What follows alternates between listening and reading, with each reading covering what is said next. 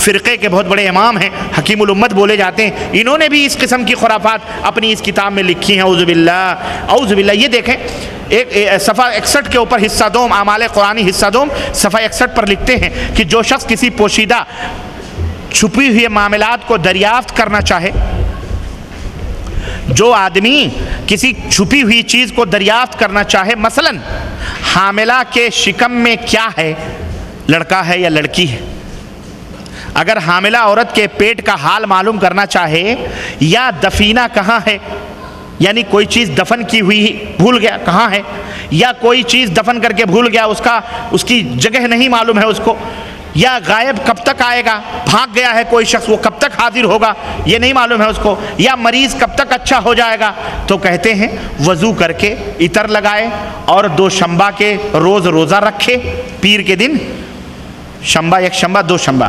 روزہ رکھے، اور رات کو باوضو سوئے، اور منگل کے روز طلوع آفتاب سے پہلے ان آیتوں کو، ابھی وہ آیتیں آ رہی ہیں، ان آیتوں کو ایک ہرے کپڑے پر زعفران اور خالص گلاب سے لکھے، پھر اس کپڑے کو عود اور عنبر سے دھونی دے کر اس کو ایک ڈبے کے اندر بند کر دے، اس طرح کی نہ کوئی آدمی اس کو دیکھے اور نہ چاند اور سورج کا سامنا ہو۔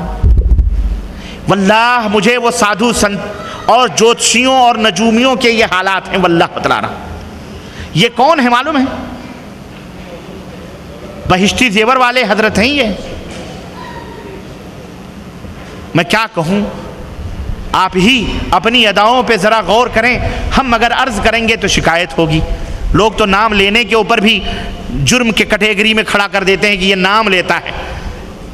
اکبر الہ آبادی نے کسی دور میں کہا تھا کہ جا کے رپٹ لکھوائی ہے لوگوں نے کہ اکبر نام لیتا ہے خدا کا اس زمانے میں۔ اب کیا کریں، اب ایسے لوگ جب شر اور فتنے پھیلائیں تو ان کے نام نہ بتلائے جائیں، یا چھپا چھپا کے گمراہ کیا جائے امت محمدیہ کو؟ بولو میرے بھائیو، جواب دو۔ اب یہ کیا ہے؟ پیر کے دن روزہ رکھو، منگل، دیکھیں روزہ رکھنا اچھی بات ہے پیر کے دن، لیکن کس طرح خیر میں شر ڈبو کے دی جا رہی۔ اب اگر یہ کہتے ویسی کھلی بات روزہ وزہ نہیں، تو ظاہر ہے آدمی کیا سوچتا کہ بھائی یہ تو بہت اچھا نسخہ ہے، لیکن منگل کے دن طلوع آفتاب سے پہلے کوئی نہ دیکھے، کوئی دیکھ لے گا تو کیا ہو جائے گا بھائی؟ یہ تو کفار لوگ یہ عقیدہ رکھتے ہیں۔ اور پھر جناب عالی کسی چاند کا بھی سامنا نہ ہو، سورج کا بھی سامنا نہ ہو گیا تو کیا ہوگا؟ ہمارا اسلام ان تمام سب چیزوں سے منع کرتا ہے۔ اعوذ باللہ۔ دیکھیں، اور جب بدھ کی رات ہو، بدھ، ہمارے یہاں ہندو لوگ کہتے ہیں بدھ دن شدھ، بدھ دن شدھ، شدھ یعنی شدھ گھی، اصلی دن ہوتا ہے ان کا بدھ کا۔ آج کون سا دن ہے؟ منگل ہے، چلو اچھا ہے بدھ نہیں ہے۔ بدھ شروع ہو گیا، لیکن اس میں لکھا ہے کہ بدھ کی رات ہو، تو یہ بدھ ہی کی رات ہے۔ عشاء کی نماز پڑھ کر اس ڈبے کو ہاتھ میں لے کر یوں کہے، اس ڈبے کو ہاتھ میں لے کر کیا کہے؟ سنو، یوں کہے، کیا کہے؟ یا عالم الخفیات فی الامور یا من هو علی کل شیء قدیر اطلعنی علی کل ما ارید انک علی کل شیء قدیر۔ یہ کسی حدیث یا کسی قرآن کی دعا نہیں ہے، یہ حکیم الامت کی اپنی بنائی ہوئی دعا ہے۔ کہتے ہیں پھر اللہ کا ذکر کرتا ہوا سو جائے، خواب میں کوئی امر مقصود بتلا جائے گا، خواب میں کوئی آئے گا اور جو چاہے گا وہ بتلا جائے گا، یعنی اگر پتہ لگانا چاہتا ہے میری بیوی کے پیٹ میں کیا ہے تو وہ بھی پتہ چل جائے گا، فلاں چیز میں نے دفن کیا تھا وہ کہاں ہے وہ بھی پتہ چل جائے گا، فلاں زمانے کا خزانہ کہاں دفن ہے وہ بھی پتہ چل جائے گا، فلاں غائب ہو گیا ہے کہاں ہے وہ بھی پتہ چل جائے گا، مریض اچھا ہوگا کہ نہیں ہوگا وہ بھی پتہ چل جائے گا۔ یہ نسخہ یاد رکھو، ماشاءاللہ تبارک اللہ، الٹرا ساؤنڈ کروانے کی ضرورت نہیں ہے۔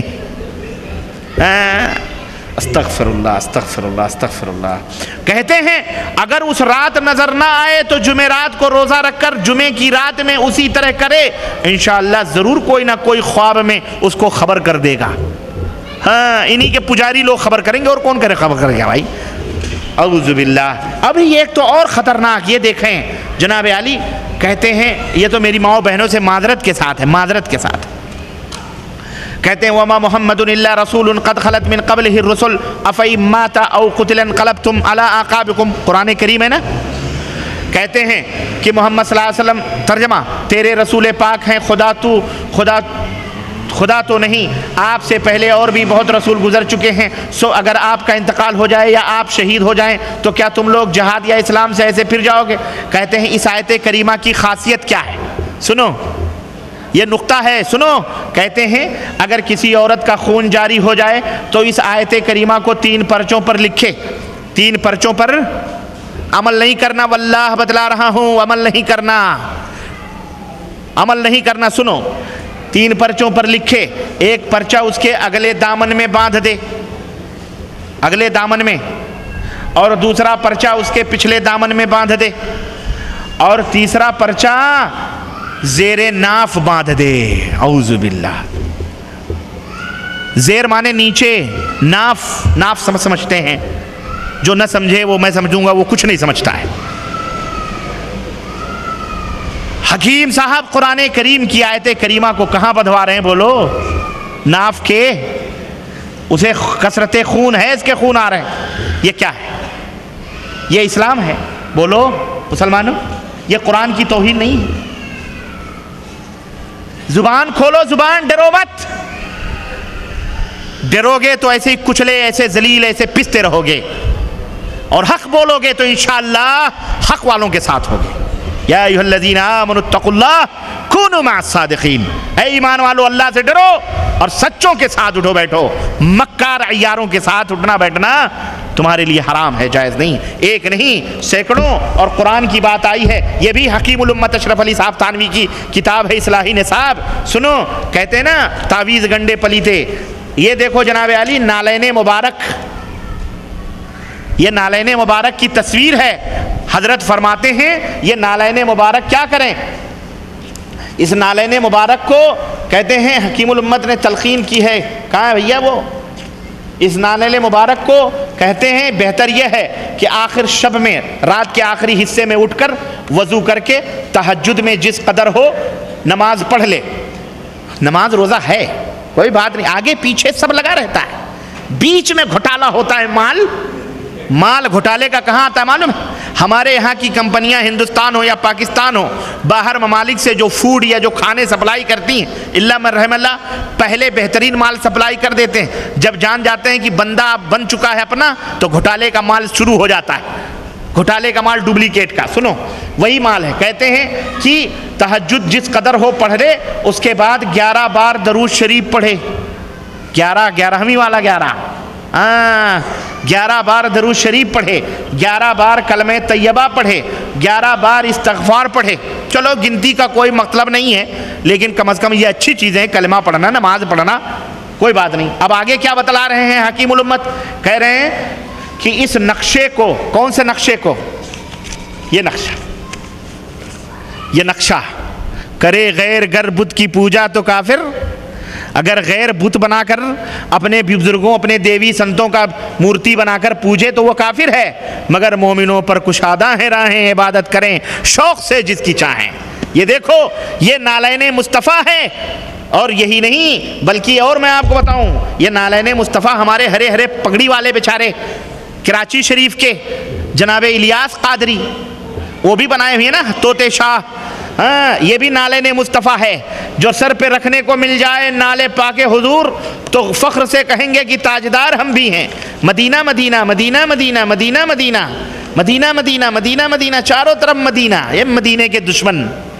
یہ دیکھو نالین پاک، ہر کتاب کے اوپر اس کا نقشہ آپ کو ملے گا. ایک چھوٹی سی اور کتاب تھی، وہ کدھر گئی؟ اس پہ بھی یہ نالین پاک کا ہر جگہ جوتے کا نشان انہوں نے بنایا ہوا ہے. اللہ کی قسم، جس طرح کفار و مشرکین گھوڑوں کی نالیں اور اپنی اپنی دیویوں کی تصویریں اور مورتیاں اور اوم نمہ شان لکھ لکھ کر کے اپنے اپنے دروازوں پر لگاتے ہیں، ایسے ہی مسلمانوں کو یہ نسخہ کیمیا دیا گیا ہے کہ تم بھی اپنے نبی کے جوتوں کا کیا رکھو؟ نشان. نعوذ باللہ، یہ ہمارے نبی کے جوتے کا نشان نہیں. اعوذ باللہ، اس طرح نہیں ہو سکتا ہے. سنیں، کہتے ہیں کہ اس نقشے پاک کو اپنے سر پر، نقشے کو ادب سے اپنے سر پر رکھے. یہ کہاں چھپا ہوا ہے؟ بولو. کہاں چھپا ہوا ہے یہ نقشہ؟ پرنٹنگ پریس میں چھپا ہوا ہے نا، اس کی کیا اہمیت، کوئی ویلو ہے اس کی؟ یہ فوٹو بیچنا پوجنا جائز ہے؟ کوئی مورتی بنا کے پوجے یا نقشہ بنا کے پوجے سب شرک باللہ ہے کہ نہیں؟ کوئی ضرورت نہیں ہے کہ تصویر ہو، شکل ہو۔ سنو، کہتے ہیں اس کو اپنے سر کے اوپر رکھے، اچھا، اور بتضرع تمام جناب باری تعالیٰ میں عرض کرے، الہی میں جس مقدس پیغمبر کے نقشے نالے شریف کو، جوتے شریف کے نقشے کو اپنے سر پر لیے ہوں، اس کا ادنا درجہ غلام ہوں، الہی اس نسبت غلامی پر نظر فرما کر بابرکت اس فعل شریف کے نعوذ باللہ میری فلاں حاجت پوری فرمائیے، مگر خلاف شرع کوئی حاجت طلب نہ کرے، پھر سر پر سے اس کو اتار کر اپنے چہرے پر ملے، ہاں اپنے چہرے پر اس کاغذ کے نقشے کو کیا کرے، بولو، ملے، اور اس کو محبت سے بوسہ دے، اعوذ باللہ۔ وہ جا کے مزاروں کو بوسہ دیتے ہیں تو حضرت اشرف علی صاحب تھانوی اس کو کفر قرار دیتے ہیں۔ ڈی گروپ کے لوگ بی گروپ والوں کو کیا کہتے ہیں؟ شرک شرک شرک شرک شرک شرک۔ یہ کیا ہے؟ یہ شرک نہیں ہے، جبھی تو ناک میں نکیلیں پہنائی ہوئی ہیں بی گروپ والوں نے ڈی کو، ہاں سمجھا کرو۔ اور اشعار ذوق و شوق بغرض ارتیاد عشق محمدی پڑھے، انشاءاللہ عجیب کیفیت پائے گا۔ اب عجیب کیفیت کیا ہوگی؟ شیطان آئے گا، ننگا گھڑنگا کرے گا، حال آئے گا، وجد آئے گا، کودے گا، ناچے گا، اور کیا کرے گا؟ یہ ہمارے نبی نے ایسا کیا ہے؟ اصلی جوتے صحابہ کے پاس موجود تھے، کبھی صحابہ نے ایسا کیا؟ یہ تو پتہ نہیں اپنے گھر کا گھروندا ہے، نقشہ بنا کے پوجنے والے۔ تو میرے بھائیوں، ان پجاریوں کی بات نہ کرو، کوئی قبر کی پوجا کرے یا کوئی کسی تعزیے کی پوجا کرے یا کسی نقشے کی پوجا کرے، آخر تعزیہ بھی تو گنبد کی شکل ہے، اس میں مورتی نہیں ہوتی، اس کو پوجنے والوں کو۔ اور عربی میں شرط اسی لیے لگائی گئی ہے کہ تاکہ گنتی ونتی نہ چلے۔ یہ دیکھو تذکرۃ الرشید کس کی کتاب ہے؟ مولانا محمد عاشق علی صاحب میرٹھی، الہی میرٹھی، مکتب الشیخ، محلہ مفتی سہارنپور یو پی، سوانح قدوۃ العلماء رشید احمد گنگوہی صاحب ڈی گروپ کے بہت بڑے امام ہیں۔ سنو، تعویذ بتا رہے ہیں، امام ابن تیمیہ رحمۃ اللہ علیہ نے عربی کی شرط اسی لیے لگائی ہے کہ پتہ نہیں کیا کفر شرک تعویذوں میں بانٹیں گے۔ دیکھو گنتی، دیکھو گنتی، گنتی ہے۔ اور آج بھی ہمارے بر صغیر میں جو قرآن چھپتے ہیں، اور اشرف علی صاحب تھانوی کے ترجمے کے ساتھ 12-14 صفحہ جا کر کے اٹھا کر کے شروع پیج کے دیکھو، اس کے اوپر تمام سورتوں کے نقشے بنائے گئے، گنتی میں بنائے گئے کہ نہیں بنائے گئے؟ سورہ یاسین گنتی، سورہ فلاں کی، سورہ ملک، سورہ جن، سب کے تختے بنائے گئے، ایسے ہی جیسے یہ نقشے آپ گنتی کی دیکھ رہے ہیں۔ کہہ رہے ہیں کہ اگر کوئی شخص مریض ہو، اس کی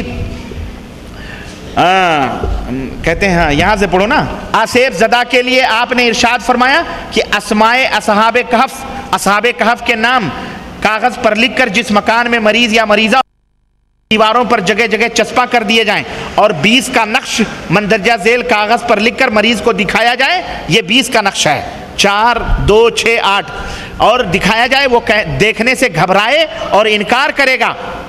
ان کو پتا ہے یہ کس کا نقشہ ہے، یہ 20 کا عدد کیا ہے، آپ جوڑو، یہ کسی شیطان کا عدد نکلے گا، واللہ بتلا رہا ہوں، جوڑو گے نا تو یہ کسی شیطان رجیم کا عدد نکلے گا، یہ 20 کا عدد۔ کہتے ہیں اس کو دکھائے، دیکھنے سے گھبرائے گا، اس کی نظر اس پر ڈلوائی جائے اور جبرن اس نقشے کو تعویذ بنا کر اس کے گلے میں ڈال دیا جائے۔ یہ مولانا رشید احمد گنگوہی ڈی گروپ کے آدمی، ان کے امام ہیں۔ اور اسمائے